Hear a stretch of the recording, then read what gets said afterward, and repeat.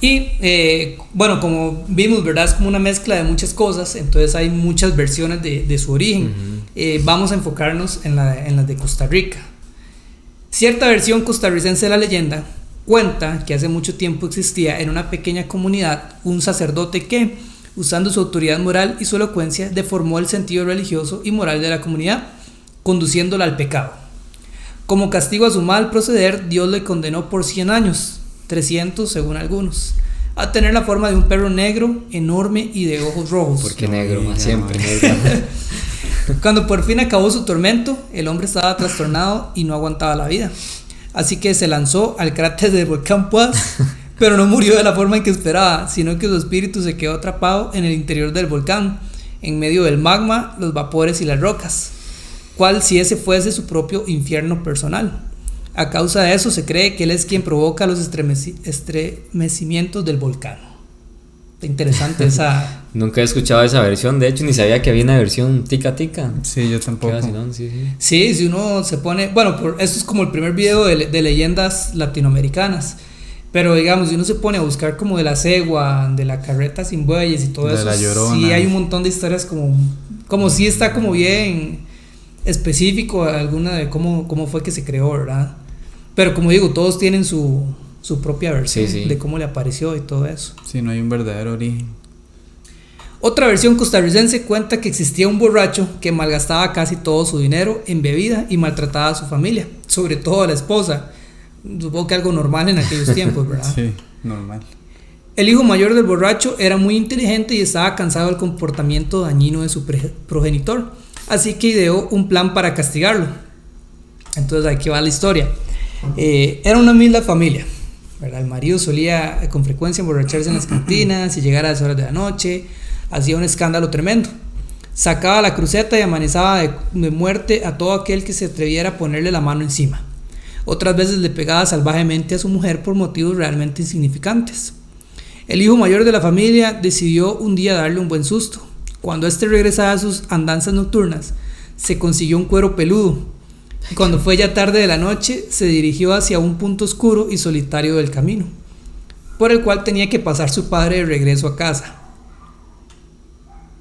Cuando distinguió la sombra del hombre que se acercaba, se puso el cuero peludo encima, luego avanzó de 4 patas al encuentro de su padre, convertido en un horrendo animal de ultratumba. El resultado fue óptimo para el muchacho, pues su papá, al ver aquella aterradora aparición, casi le da un ataque del susto y corrió tan rápido, alejándose de aquel lugar, que parecía que los tantos años vividos ya no le pesaran. Ese era Saúl con el chihuahua. Sí, o sea, y ese mae le bajó la peda de un solo susto, man. Yo pensaba que iba le bajó el guaro a volarle machete. Generalmente los viejitos de antes daban machete. Sí, eso pensé yo. Se imagina yo que me parecía el chamaco. Se vuelve loco y sí le vuelve le tira una piedra, una hora así. La estremecedora aparición continuó saliéndole al encuentro en el mismo paraje, cada vez que su papá regresaba a sus correrías nocturnas. Pero a pesar de todos estos sustos, no lo hacía abandonar su mala conducta y mucho menos el vicio del licor. Un buen día se le agotó la paciencia al hombre y, dominado por el miedo que aquella espeluznante aparición le producía, levantó la cruceta para disponerse a hacer un picadillo a cuchilladas al espanto. Pero cuando ya iba a asestar el primer golpe mortal, escuchó la voz de su hijo que muy temeroso le gritaba que todo había sido una broma, que lo perdonara y que no lo matara. No, papá, no. Soy yo. No, fijo, le volaron fajas hacia el pobre. El padre, al constatar que aquel hijo lo había hecho objeto de burla y de tan horrenda broma, profirió una maldición al muchacho. De 4 patas andarás toda la vida. La maldición se cumplió. Oiga, qué poder es del tata. Sí. Solo decirle eso y no lo transformó. Y borracho y todo, hermano. Borracho, sí. La maldición se cumplió y aquel hijo se convirtió en un perro grande y negro, que la noche más oscura no lo es tanto con su negrura, o sea, no se compara.